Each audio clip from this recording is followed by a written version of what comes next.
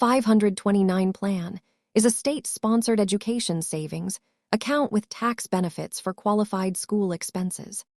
It helps families set money aside for future education, while investments grow inside the account. Think of a 529 plan as two benefits together: tax-deferred growth and tax-free qualified withdrawals. The main rules are who owns the account, what counts as qualified, and when taxes or penalties can appear. A 529 plan is built for education, while a brokerage account is built for broad investing flexibility. Qualified withdrawals often go toward tuition first, with housing and required books or technology also counting. The account is a tax wrapper for education savings, so the benefit depends on using the money for qualified expenses. Now you know what a 529 plan does, how it differs from a brokerage account, and why qualified use matters.